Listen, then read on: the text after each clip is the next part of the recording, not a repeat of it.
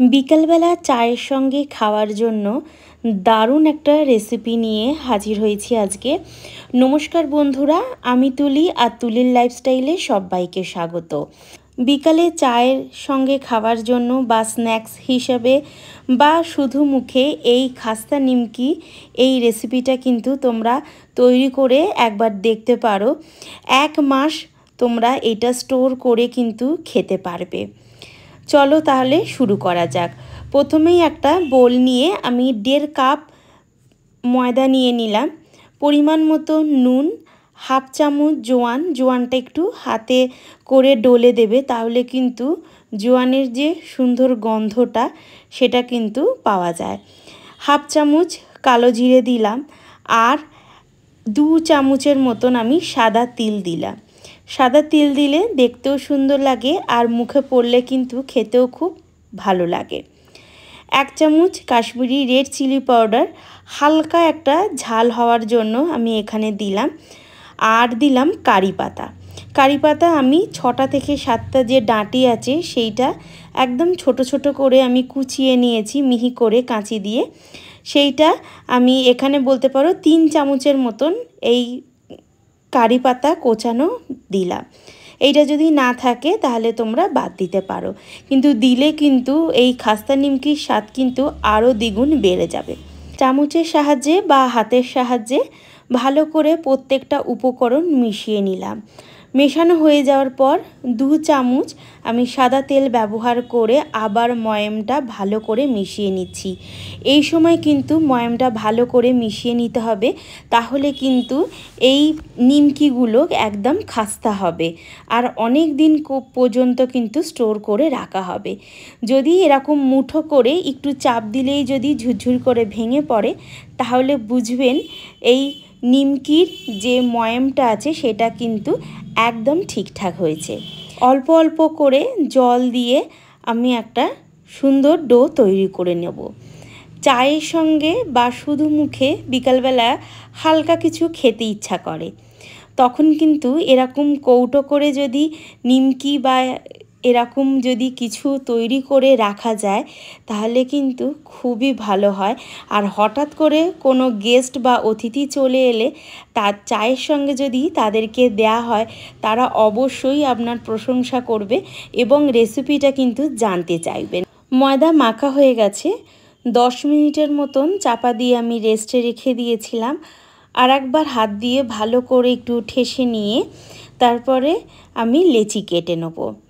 এখানে আমি 1.5 কাপ ময়দার যে আমি মেখেছি সেখান থেকে আমার বড় সাইজের কিন্তু 4টে লেচি হয়েছে।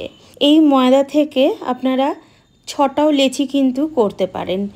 যদি বেলার জায়গাটা যদি একটু বড় থাকে তাহলে আপনারা 4টে করবেন, আর যদি ছোট থাকে তাহলে কিন্তু 6টা করেও এই লেচিটা তৈরি করা যায়।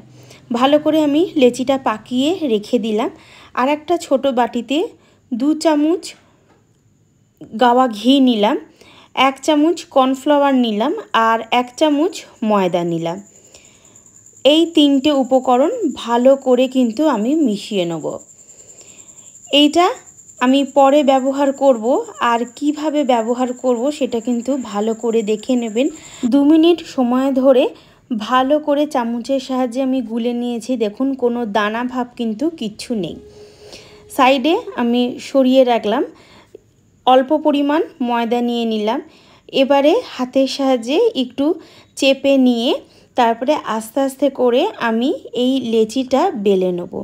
এইটা কিন্তু মোটা হবে না, পাতলা করে কিন্তু লেচিটা বেলে নিতে হবে।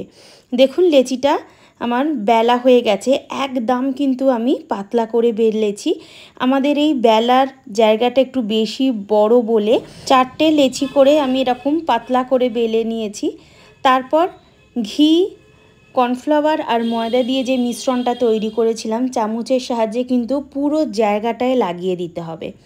তারপরে হালকা করে ময়দা দিয়ে এইভাবে কিন্তু আমি আস্তে আস্তে করে মুড়ে নিচ্ছি, যাতে হালকা করে যেন এইটায় চাপটা দেবেন। যদি বেশি চাপ পড়ে যায় তাহলে কিন্তু পাটগুলো কিন্তু খুলবে না।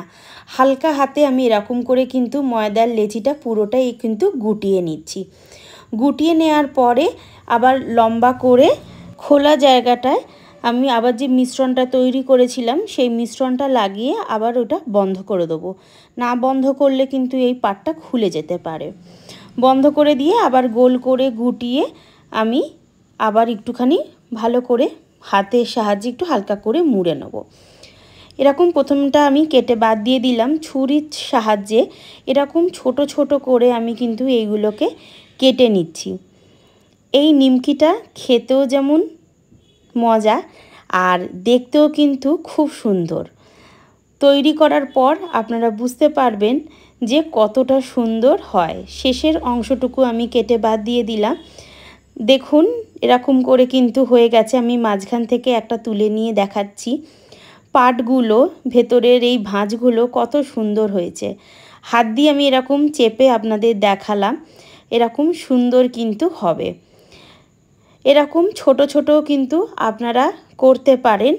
আর তা না হলে এইগুলো হালকা করে একটু ময়দা দিয়ে বেলুন দিয়ে কিন্তু একটু বেলে নিয়েও কিন্তু একটু পাতলা করতে পারেন। তাহলে একটু সাইজেও বড় হবে আর একটু পাতলা পাতলা হলে কিন্তু খেতেও খুব মচমচে হবে। এরকম করে কিন্তু আমি সব কটা বেলে নিয়েছি। দেখুন কতটা সুন্দর হয়েছে।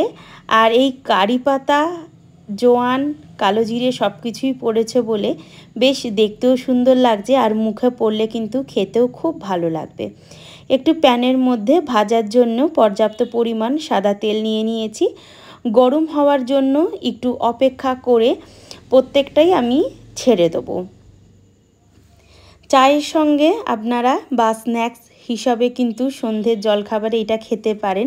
আর খেতেও কিন্তু খুব ভালো লাগবে। আর একবার তৈরি করলে কিন্তু বাড়ির সবাই কিন্তু বারবার এটা খেতে চাইবে। একটা একটা করে আমি এখানে দিয়ে দিচ্ছি। গরম তেলে একটু সময় ধরে ভেজে নেব। আঁচটা কিন্তু একদম বাড়াবেন না। তেলটা প্রথমে গরম করে নেবেন খুব ভালো করে, তারপর একদম মাঝারি আঁচে কিন্তু এইগুলোকে ভেজে নিতে হবে। এরকম লাল লাল হয়ে এলে কিন্তু আমরা তেল ছড়িয়ে প্রত্যেকটা তুলে রাখবো। দেখুন কি সুন্দর দেখতে হয়েছে। আর পাটগুলো কিন্তু একদম কিন্তু হালকা করে খুলে গেছে। ছাঁচা দিয়ে ভালো করে তেল ঝরিয়ে আমি তুলে রাখবো। প্রায় 1 মাসের মতন সংরক্ষণ করে কিন্তু খেতে পারবেন। আজকের রেসিপি কেমন লাগলো অবশ্যই কিন্তু জানাবেন।